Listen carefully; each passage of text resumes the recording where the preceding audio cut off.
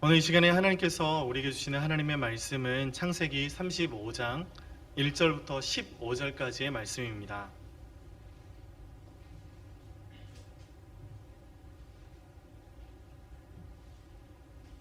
창세기 35장 1절부터 15절까지의 말씀을 저와 여러분이 한 절씩 교독하고 마지막 절은 함께 읽겠습니다.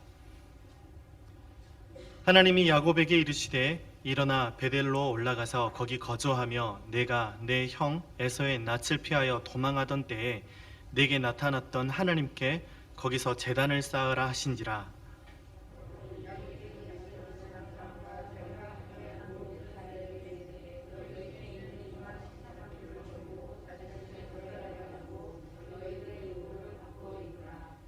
우리가 일어나 베델로 올라가자 내 환난 날에 내게 응답하시며 내가 가는 길에서 나와 함께 하신 하나님께 내가 거기서 제단을 쌓으려 하노라 하매.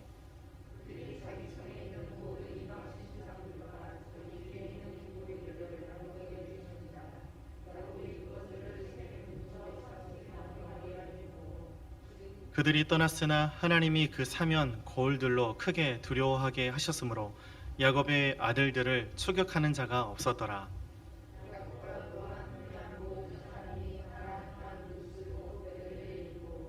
그가 거기서 제단을 쌓고 그곳을 엘 베델이라 불렀으니 이는 그의 형의 낯을 피할 때에 하나님이 거기서 그에게 나타나셨음이더라.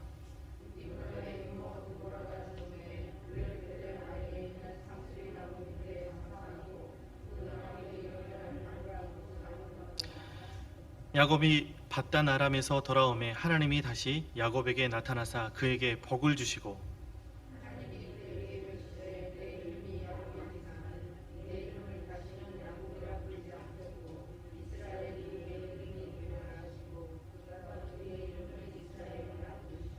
하나님이 그에게 이르시되 나는 전능한 하나님이라 생육하며 번성하라. 한 백성과 백성들의 총회가 내게서 나오고 왕들이 내 허리에서 나오리라.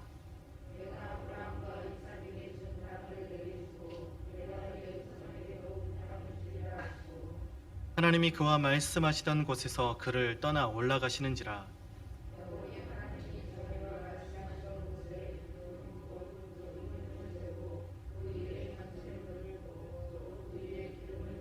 함께 읽겠습니다. 하나님이 자기와 말씀하시던 곳의 이름을 베델이라 불렀더라. 아멘.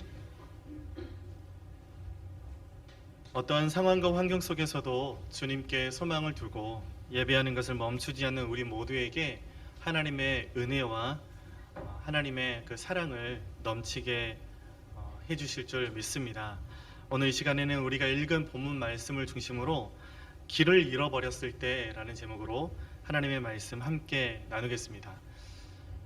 사람은 누구나 할 것 없이 인생이라는 그 길을 걸어갑니다. 오늘은 그 길을 떠났던 우리가 잘 아는 한 사람의 이야기를 하려고 하는데요. 우리에게 아주 친숙하고 또 사람 냄새 나는 야곱의 이야기입니다.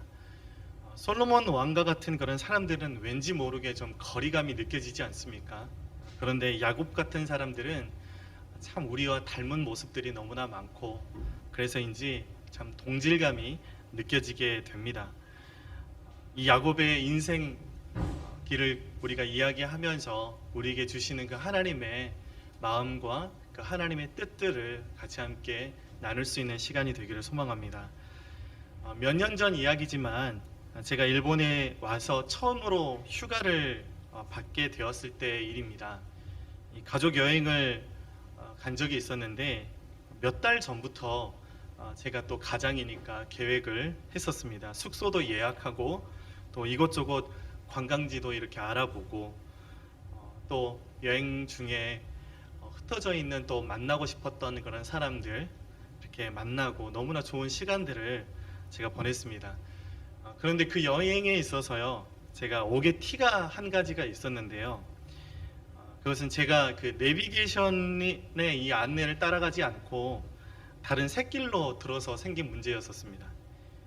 구글 맵을 보니까 내비게이션이 안내하는 그 길보다 지도를 보니까 더 가까운 길이 있는 거예요. 제가 원래 되게 길을 잘 찾는 편입니다. 한 번도 길을 잃어버린 적이 없었어요.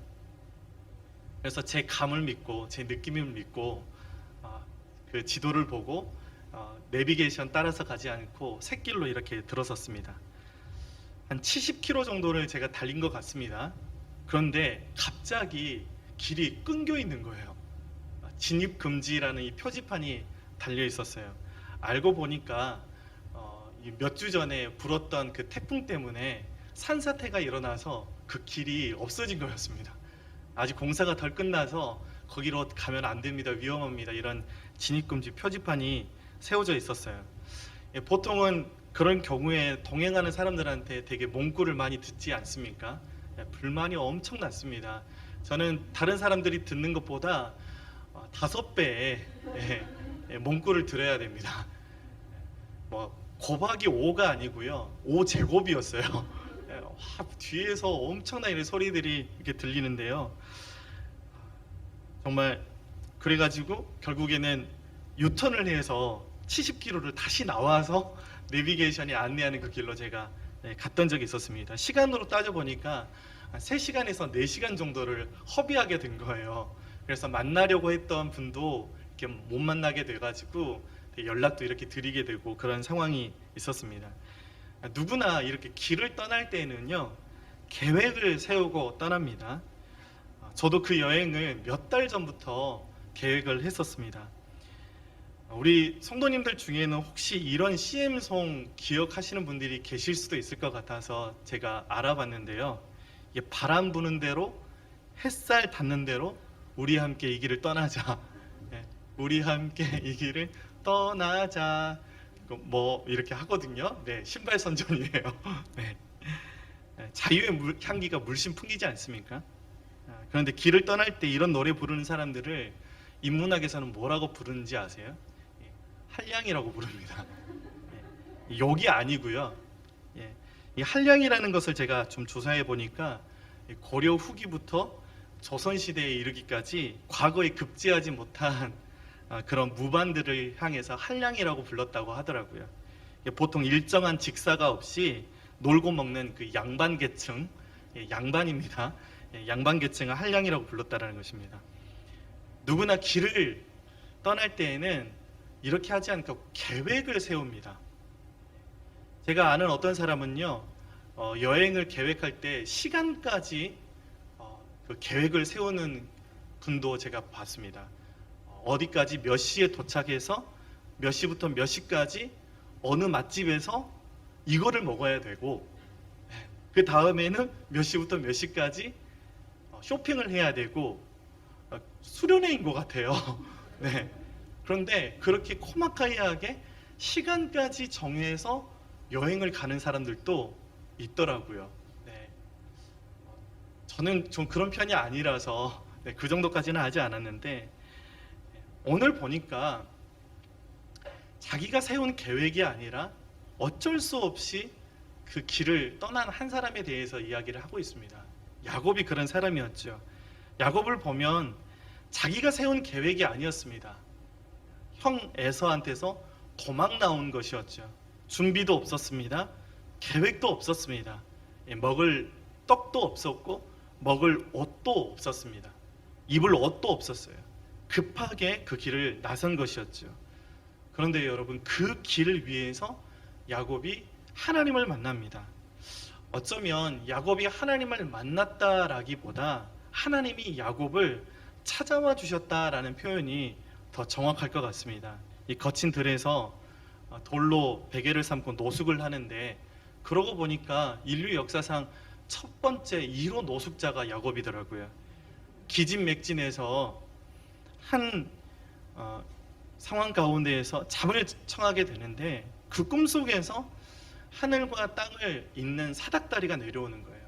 이 사닥다리가 결국에는 예수 그리스도의 그림자가 되는 것인데, 그 사닥다리 위에서 천사들이 오르락 내리락 하는 것을 보면서 야곱이 그 경험이 얼마나 강렬했던지, 보통 우리가 꿈 꾸고 난 다음에 그렇게 인상에 남는 그런 꿈이 별로 없지 않습니까? 그런데 얼마나 그 꿈이 이게 정말 실제처럼 그렇게 느껴졌던지 강렬해서 하나님 앞에 이렇게 서원 기도를 드립니다. 창세기 28장 19절부터 22절까지의 말씀인데요. 우리 같이 함께 읽어보겠습니다. 그곳 이름을 베델이라 하였더라. 이 성의 옛 이름은 루스더라.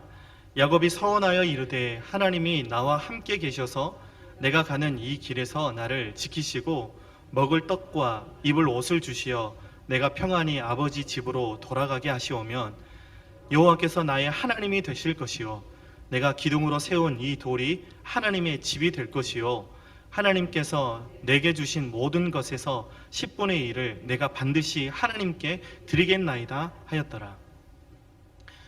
여러분, 내가 지금 준비도 없이 계획도 없이 형 에서한테 도망 나와서 광야길로 들어가지만 하나님은 다 계획이 있으신 줄 믿습니다.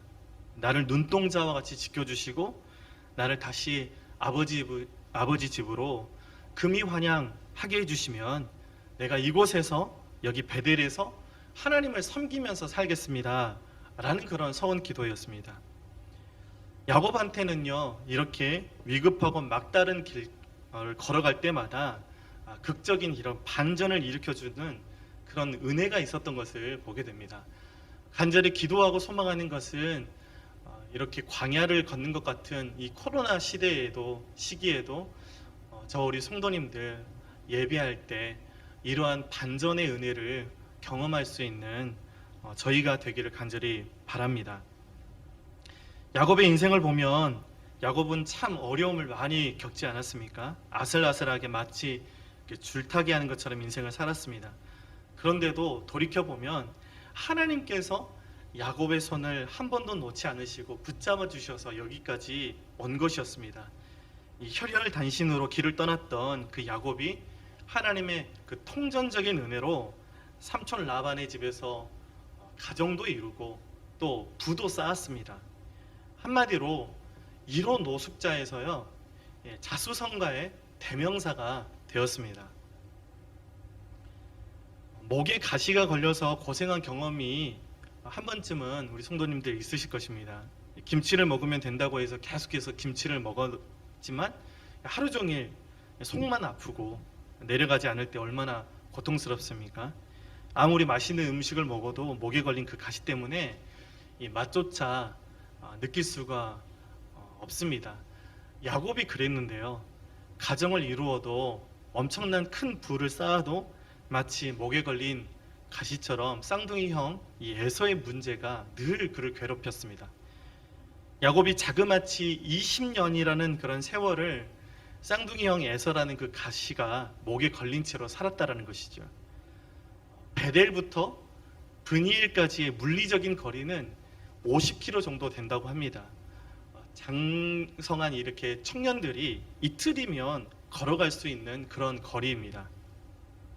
그런데 이틀이면 갈 수 있는 그 거리를 20년 동안이나 돌고 돌아서 결국에 다다랐다는 것이죠.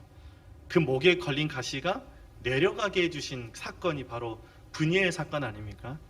야곱이 이렇게 브니엘 사건을 통해서 저주스러운 그 이름 야곱에서 축복의 이름, 승리의 이름, 이스라엘이라는 이름을 받았음에도 불구하고 이 정도 성공했고 하나님께서 회복시켜 주셨으면 야곱이 이제 향해야 되는 곳이 어디입니까? 자신이 소원 기도했던 내가 베델로 올라가겠습니다. 이곳에서 주님의 이름을 부르겠습니다. 베델로 다시 올라가야 되는데 그런데 야곱이 베델이 아니라 우리 앞장에 보면 이 세겜에 장막을 치고 밭을 사고 거기에 제단을 쌓습니다. 길을 잃어버린 것이죠. 잘못 들어간 것이죠. 70km 정도도 괜찮지만 엄청나게 큰 길을 들어가게 된 것이고 거기서 빠져나오지 못하고 자신의 소원도 잊어버리고 가야 할 곳도 잊어버렸다는 것입니다. 이 사실에 대해서 창세기 33장 18절부터 20절까지는 이렇게 기록하고 있습니다. 우리 같이 함께 화면을 보시고 읽어보겠습니다. 야곱이 밧단 아람에서부터 평안히 가나안 땅 세겜 성읍에 이르러 그 성읍 앞에 장막을 치고 그가 장막을 친 밭을 세겜의 아버지 하몰의 아들들의 손에서 베크시타에 샀으며 거기에 제단을 쌓고 그 이름을 엘렐로헤 이스라엘이라 불렀더라. 아멘.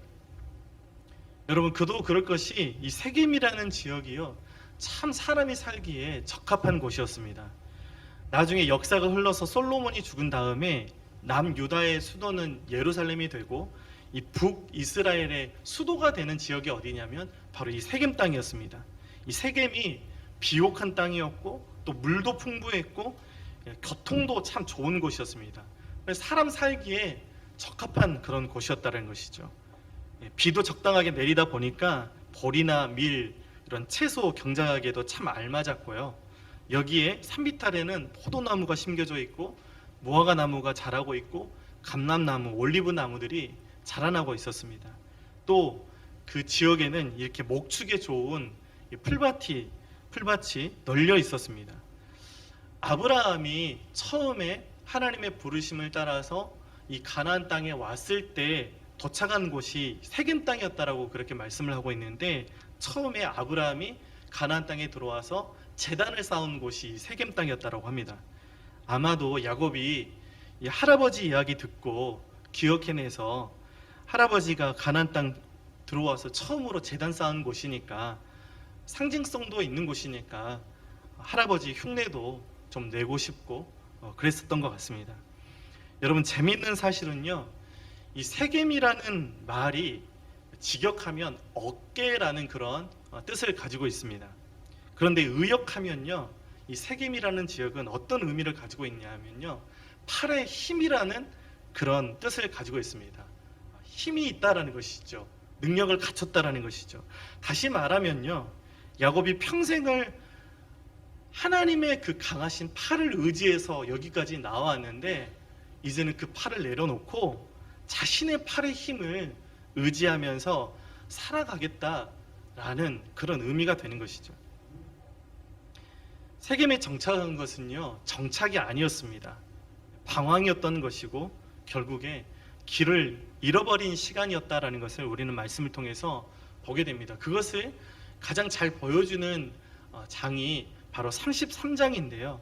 이 33장의 말씀을 우리가 보면 하나밖에 없는 그 딸이 끔찍한 사건을 경험하게 되고 결국에 그 두 아들이 이 광기 어린 그런 학살극을 이렇게 벌이게 되어서 야곱의 공동체에게도 큰 오점을 남기게 되는 사건이 33장에 이렇게 기록되고 있습니다. 그러니까 하나님께서 원하시지 않는 곳, 하나님의 인도가 아닌 스스로의 선택에 의해서 그 머물렀던 자리는 결코 평안할 수가 없다라는 것이죠.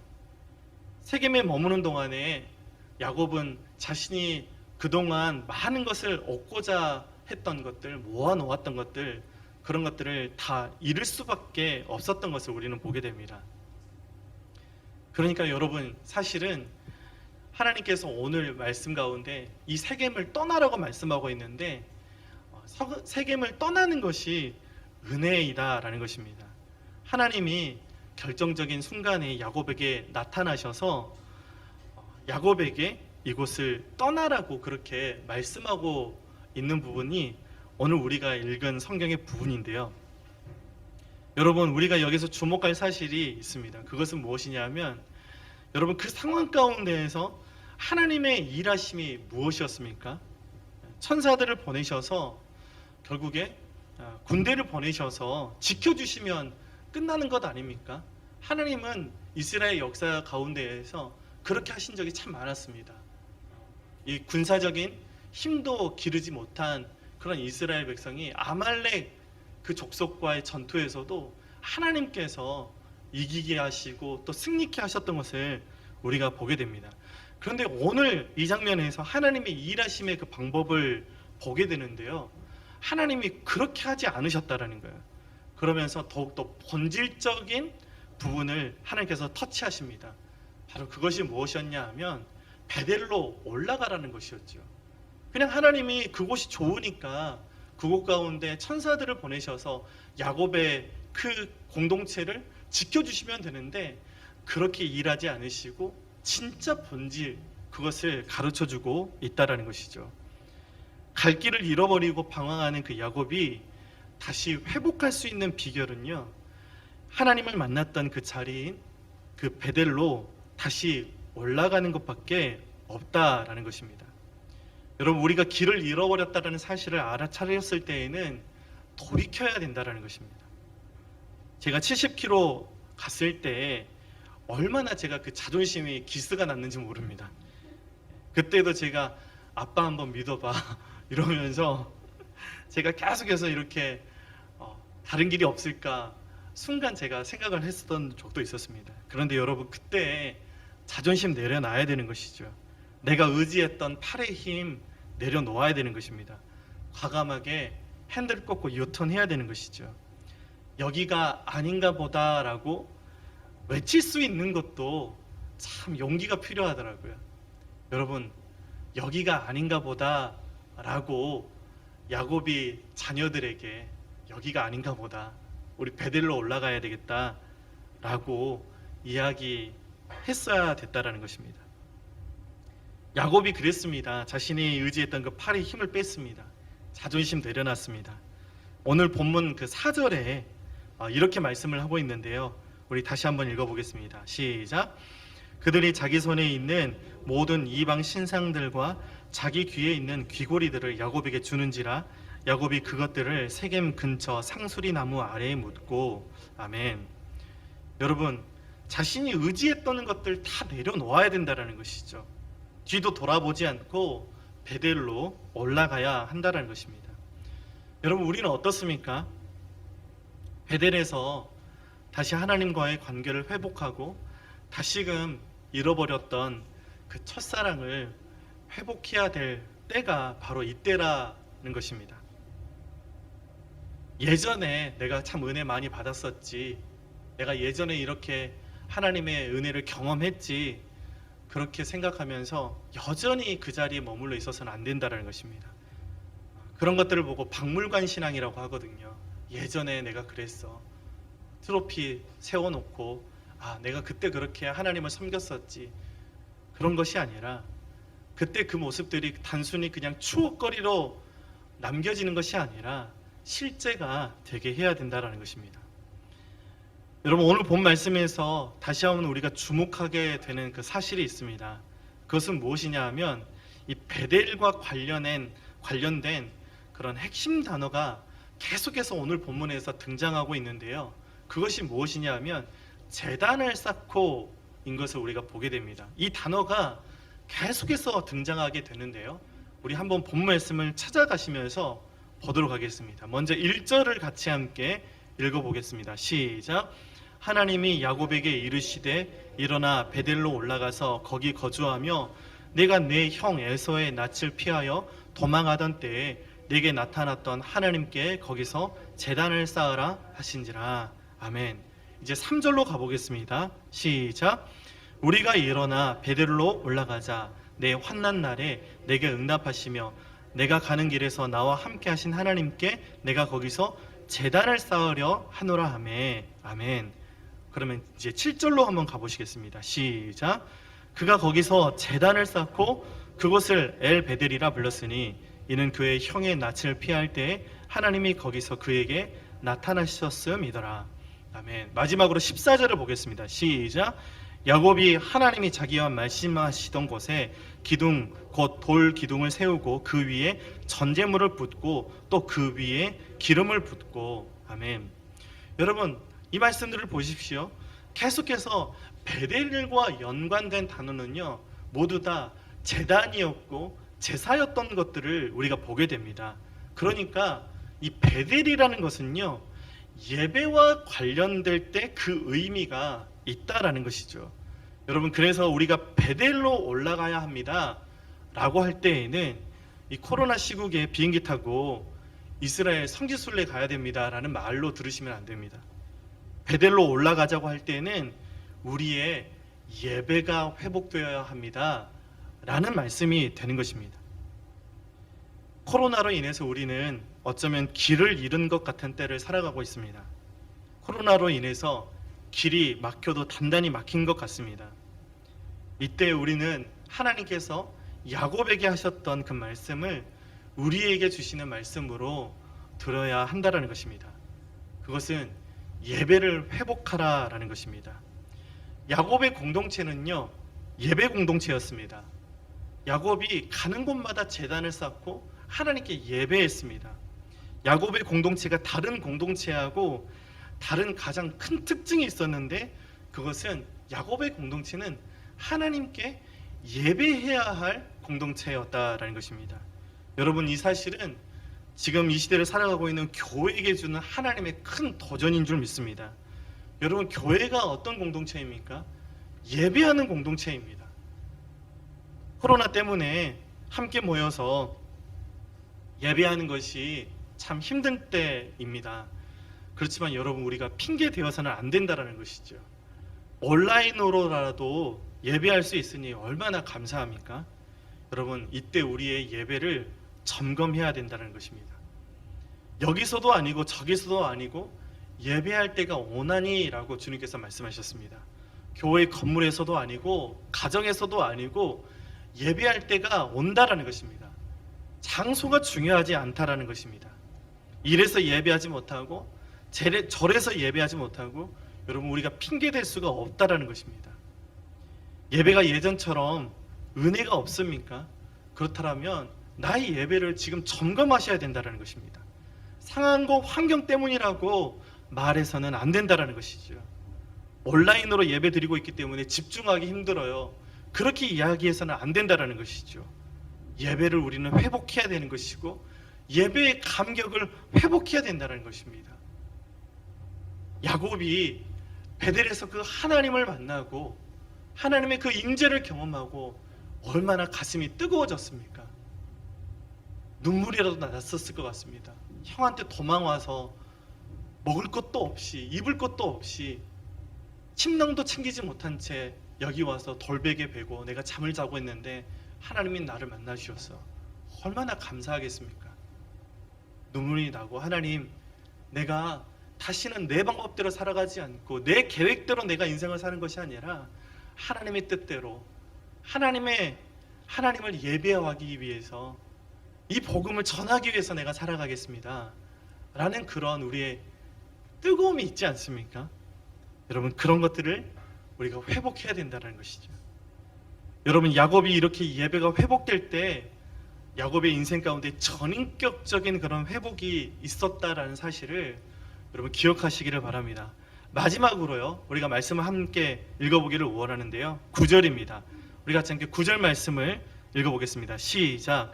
야곱이 밧단 아람에서 돌아오매 하나님이 다시 야곱에게 나타나사 그에게 복을 주시고. 아멘. 여러분, 예배가 회복될 때 하나님께서 우리에게 다시 나타나셔서 우리에게 복 주실 줄 믿습니다. 여러분, 기복주의 신앙이 아니에요. 예배가 회복될 때, 하나님과의 관계가 회복될 때, 하나님과의 그 첫사랑이, 그 뜨거움이 회복될 때 여러분, 복이 임한다라는 것입니다. 예배 회복은요, 삶의 회복으로 이어지는 것입니다. 예배의 성공은 인생의 성공으로 이어질 수밖에 없다라는 것이죠. 말씀을 맺으면서요, 도전하는 것은 우리가 선 그 자리에서 야곱처럼 엘베데를 외칠 수 있는 저와 여러분들이 되기를 소망합니다. 우리를 부르신 그곳, 우리를 만나주신 그곳, 우리를 용서하신 그곳, 우리를 영원한 삶으로 이끄시겠다고 약속하신 그곳, 우리를 향한 그 하나님의 충만한 사랑이 있는 곳, 하나님을 향한 우리의 눈물의 흔적이 있는 곳, 그 예배가 회복될 때 우리의 삶 가운데 전인격적인 회복이 임한다라는 것입니다. 오늘 말씀을 준비하면서 영화 한 가지가 생각이 났어요. 박하사탕이라는 영화이거든요. 마지막에 주인공이요, 뭐라고 외칩니까? 나 돌아갈래, 이렇게 외치는 거예요. 여러분, 우리가 있는 그 자리 가운데에서, 예배가 무너진 그 자리 가운데에서 내가 예배로 다시 돌아가겠습니다. 내가 세상에 머물지 않겠습니다. 하나님 그 만나는 자리를 최우선의 자리로 우리가 여기고 그곳으로 돌이키겠습니다 라는 그런 용기, 그러한 외침을 다시 한번 선포할 수 있는 저와 여러분들이 될 때 이 한 주간도 그 하나님의 회복과 그 하나님의 사랑을 경험할 수 있는 우리가 될 줄로 믿습니다. 기도하겠습니다. 하나님 아버지, 우리를 만나 주신 그곳, 우리를 영원한 삶으로 이끄시겠다고 약속하신 그곳, 하나님의 충만한 사랑이 넘치는 그곳, 그리고 하나님을 향한 우리의 눈물의 흔적이 있는 그곳으로 우리가 다시 돌이키기를 원합니다. 하나님, 우리 가운데 코로나로 인해서 삶에 허덕여서 예배가 무너지고 예배가 회복되지 않고 예배가 종교 행사가 되어져 버리고 예배가 형식적으로 되어버리고 예배가 습관처럼 되어져 있다면 하나님, 우리가 예배의 자리 엘베델로 다시 돌이키게 하여 주시옵소서. 우리가 다시 돌이킬 때 하나님 우리에게 임하여 주시고 하나님의 크신 사랑과 은혜를 앞에 젖어들 수 있는 우리의 삶이 될 수 있도록 붙들어 주시옵소서. 이 한 주간도 내가 계획된 한 대로 살아가는 것이 아니라 하나님께서 계획하신 대로 그 길을 따라서 주님과 함께 동행할 수 있는 삶 살아낼 수 있도록 우리에게 믿음과 용기를 허락하여 주시옵소서. 우리의 삶을 돌이키시고 회복시키실 예수 귀하신 이름으로 기도드립니다. 아멘.